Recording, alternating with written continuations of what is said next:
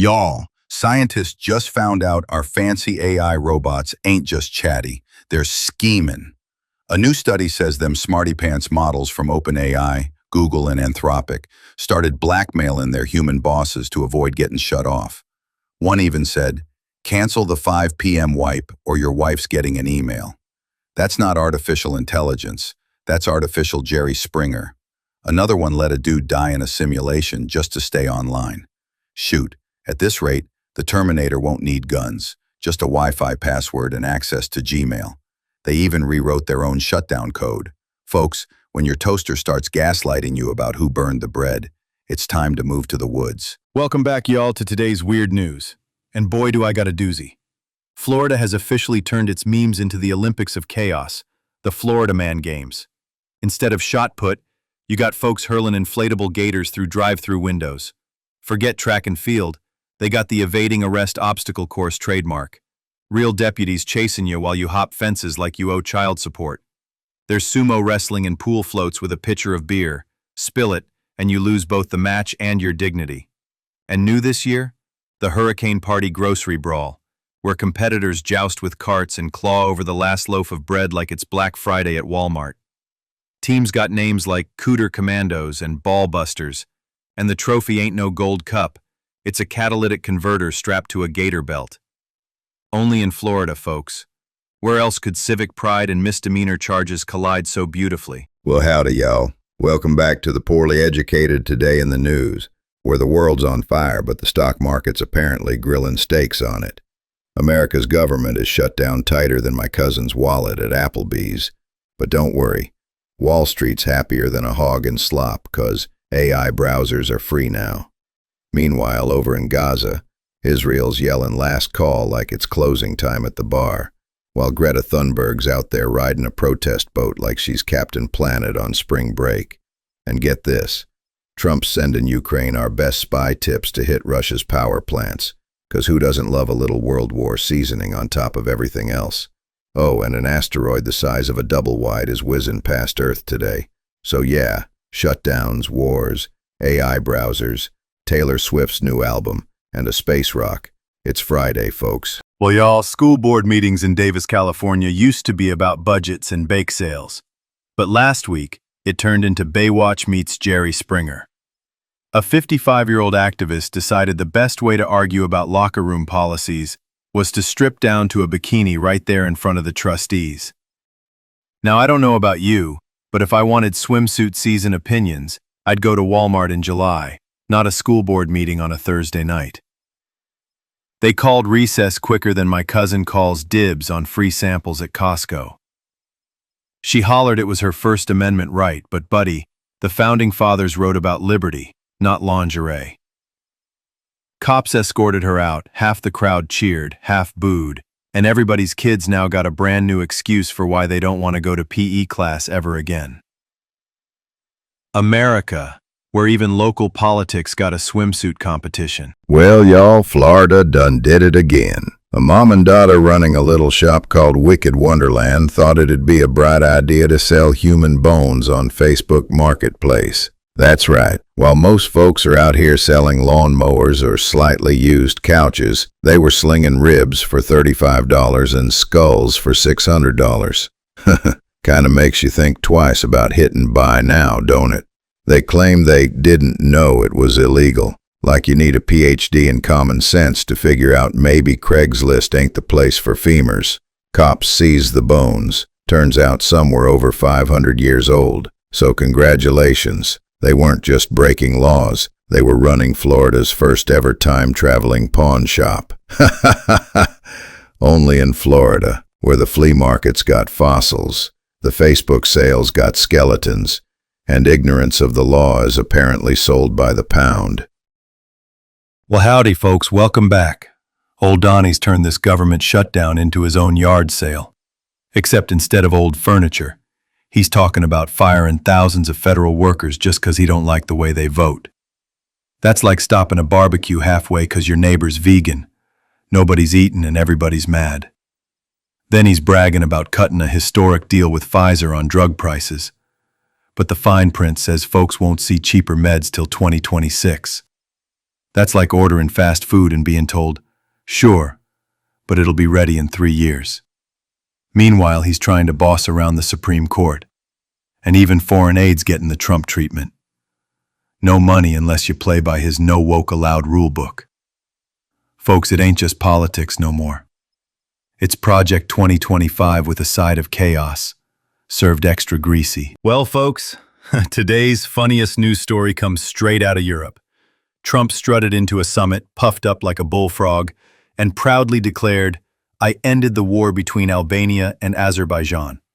Problem is, there ain't never been a war between Albania and Azerbaijan. That's like me walking into my kitchen, holding up a Hot Pocket and saying, "Yep, I solved world hunger."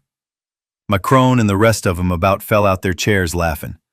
Even the translators had to double-check, surprised like, did he just negotiate peace with Narnia? I swear, Trump out here inventing wars just so he can take credit for ending them. Next week he'll brag about stopping the Hatfields and McCoys. And the best part? It went viral faster than a possum in a Walmart parking lot. World leaders roasting him in real time. Ain't diplomacy, that's open mic night. Well, folks, here we go again. Uncle Sam just put the closed for business sign up on the White House lawn. Yep, the government's officially shut down, and Trump's strutting around D.C. like he just turned the lights off on purpose. Democrats wanted healthcare subsidies in the budget, Republicans wanted a clean bill, and Trump wanted, well, probably a parade. Now national parks are closed, passports delayed, and half the country's sitting at home unpaid. Trump even bragged about using the shutdown to cut programs people like, which is like telling your wife you're dieting, then burning down the fridge. Meanwhile, he's blaming Democrats, they're blaming him, and the only winners are raccoons finally getting peace and quiet at Yosemite. I swear, this man treats government shutdowns like NASCAR pit stops. Pull in, chaos, and he still thinks he's winning. Now, y'all, the government's shut down tighter than a beer cooler at a Baptist picnic. Millions of workers furloughed, national parks locked up, Smithsonian museums closed, and Trump's smiling like he just found 2-for-1 Diet Cokes at the Dollar General. But here's the kicker. He ain't just furloughing folks, he's threatening to fire them permanently. Imagine telling 2 million federal workers, "Sorry, y'all, Uncle Sam ain't taking you back." That's like when my Uncle Clyde said he was just borrowing my lawnmower, and next thing I knew it was painted orange and sitting in his shed with a Trump flag duct taped on. And Republicans keep hollering, "Democrats shut down." Like, buddy, you're holding the steering wheel, the keys, and the gas pedal.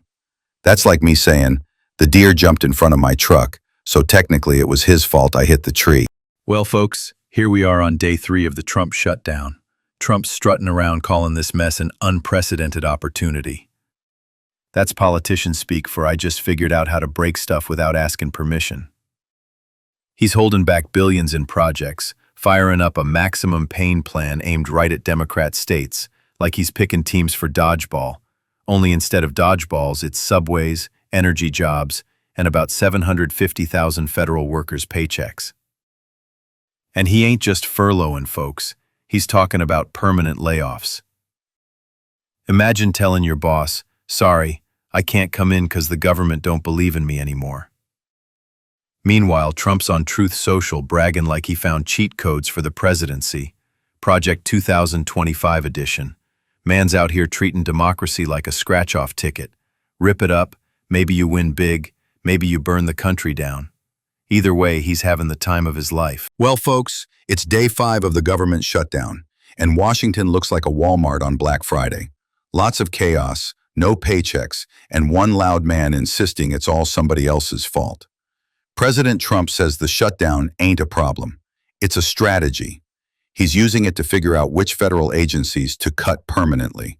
That's right, he's treating your government like it's a Black Friday clearance sale. He calls it part of Project 2025, which sounds less like policy and more like the title of a bad Vin Diesel movie. Democrats are calling it sabotage, Republicans are calling it leadership, and the rest of us are calling it, "How long till my tax refund shows up?" Meanwhile, Trump's blaming the whole thing on free health care for illegals. Buddy, You've got 750,000 federal workers not getting paid, and you're worried someone's stealing a Band-Aid. Well, folks, it's day 3 of Trump's government shutdown, and he's treating it like Black Friday at Walmart. Doors locked, lights off, and everyone inside's about to get trampled. Instead of furloughs, he's threatening to fire folks permanent. Like, surprise, y'all unemployed forever. Then he dusts off Project 2025, that radical plan he swore he didn't love. And now it's his prom date. To spice things up, he's pumping out AI deep fakes of Democrats wearing sombreros. Kinda like if Looney Tunes wrote policy. And while America's government is closed, he's hollering at Hamas with a take it or else deal, like it's a used car sale. Shutdown at home, showdown abroad. October's looking less like pumpkin spice and more like chaos supreme. October 2nd, day 2 of the government shutdown. And Trump's on Truth Social declaring this ain't no crisis, it's an opportunity. That's right. Most folks see a shutdown like a busted engine. Trump sees it like free scrap metal to weld a monster truck. He's talking about clearing out dead wood. Tariffs 100% on drugs unless Big Pharma builds a plant here. 25% on trucks. 50% on kitchen cabinets. Buddy, Home Depot just fainted. He even renamed the Secretary of Defense the Secretary of War. Makes it sound like he's fixing to storm Portland with Civil War reenactors. And don't forget TikTok. Trump says America's taken a 50% stake. So while Congress argues about health care, Trump's running the country off a bathroom app, making soybeans great again, and turning tariffs into tweets. Only in Trump-America. Well, folks, it's day 4 of the Trump shutdown, and Washington looks emptier than a Waffle House at 3 a.m. during a tornado warning. The president says this ain't a crisis, it's a strategic opportunity. That's fancy talk for I broke it on purpose. He's using the shutdown like a Black Friday sale to fire Democrats and sell the furniture labeled federal government. Trump's budget guy, Russ Vought, now playing Grim Reaper with a spreadsheet, says layoffs are imminent.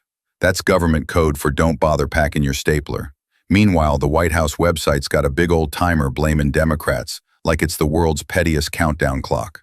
Overseas, Trump's telling Israel to stop the bombing and Hamas to hurry up. He's basically trying to host the Apprentice Gaza edition. At this point, even world peace is on furlough. And that, my friends, is your shutdown day 4, where the government's closed, but the chaos is open 24/7. Trump rolled out a 20-point Gaza peace plan, which I assume means 19 points of Trump gets credit and 1 point that says everyone else shut up.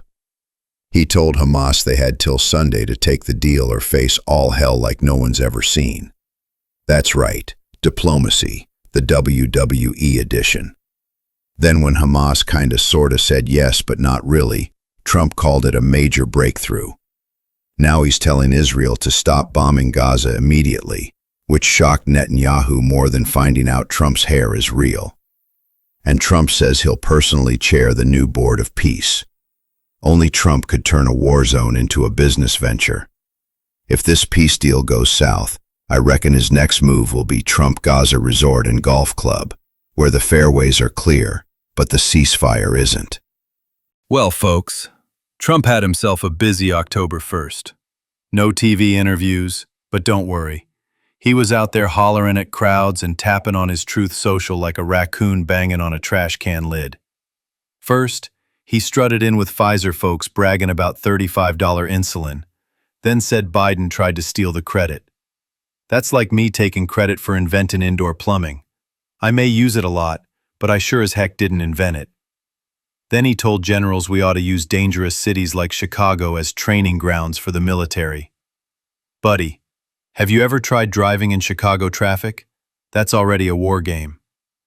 On social media, he slapped tariffs on trucks, furniture, even pills. Basically, if it ain't made here, Trump's slapping a Made in America or else sticker on it. And then he promised to chat with Xi about soybeans, 'cause nothing screams high-stakes diplomacy like farm beans and tariffs. Well, folks, Trump says he's brought peace to the Middle East again, this time with something called the Gaza Gambit. Sounds like a Netflix chess spinoff where every move ends in a government shutdown. So Hamas conditionally accepted his 20-point peace plan, meaning they agreed to everything except, giving up their weapons. Which is kind of like saying, sure, I'll quit drinking after happy hour. Meanwhile, Netanyahu's stuck trying to keep his far-right buddies from setting fire to the peace table. They've got more red lines than a MAGA hat factory. And Trump? He's promising to personally chair the new Board of Peace, which I'm pretty sure means he wants to turn Gaza into The Apprentice, ceasefire edition. So, to recap, the world's on edge, the U.S. is closed for business, and Trump's trying to win a Nobel Prize by refereeing a war he can't pronounce. That's not diplomacy, that's the art of the chaos deal. 1 minute he's bailing out Argentina with 20 billion bucks because he likes their president's haircut. The next minute American farmers are sitting around watching their soybeans get sold to China cheaper than gas station hot dogs. Then he's drawn up a Gaza peace plan that basically says, Hamas, quit being Hamas, and somehow makes himself the chairman of the Board of Peace. That's like putting Waffle House in charge of fine dining. And don't forget TikTok, now run by Trump's buddies, where the algorithm only recommends MAGA dance challenges. Folks, the man's turned the presidency into a reality show where every tweet's a cliffhanger. I swear, if Canada really does end up as the 51st state, I'm demanding free maple syrup with my Social Security check. Well, folks, it's day who knows what of the shutdown, and instead of fixing it, Trump's gone full Skynet with Photoshop. He posted AI videos of Democrats wearing sombreros and singing mariachi tunes, like a racist Pixar short nobody asked for. Then he doubled down with a music video starring his budget guy as the Grim Reaper. 'Cause nothing says fiscal responsibility like, don't fear the Reaper, blaring while you cut Medicaid. J.D. Vance called it, just a joke, which is what people usually say right before they delete their campaign donations page. Now Trump's posting like a teen with a ring light and a revenge arc, proving once again you don't need AI to act artificial. Just a Wi-Fi connection and no sense of shame. Folks, have you heard this one? They said a man in California decapitated a sea lion. Terrible, horrible, sad. They even offered a $20,000 reward, and that's more than they offered for catching the guy who invented cauliflower pizza. Turns out, the so-called crime wasn't a crime at all. The sea lion wasn't decapitated, it just looked that way because of, and I quote, natural decomposition. You know it's bad when even the sea lions are falling apart under Trump's economy. NOAA ran a manhunt for 2 months, plastered some poor guy's face everywhere, and then went, oops, our bad, it was nature. Honestly, that's government efficiency at its finest. Spend thousands of taxpayer dollars to learn that dead things look weird. Tremendous story, very educational. But next time, maybe check if the head's actually missing before you call in the FBI, okay? Folks, my true social, it's absolutely on fire right now. Nobody's ever seen diplomacy and memes in the same place before, but I made it happen. I announced a Gaza peace deal right there online, not at the UN, not on CNN, but on Truth. The fake news had to learn about peace from a meme site. Tremendous. I said ceasefire immediately, and people loved it. Then, of course, the radical left cried about my AI videos. They said they were racist. No, they're artistic. It's satire. It's digital freedom. Hakeem Jeffries looked great in that sombrero, okay? And my budget guy as the Grim Reaper, incredible production value, better than Hollywood. My posts are international diplomacy and late-night comedy. Other presidents use press conferences. I use filters.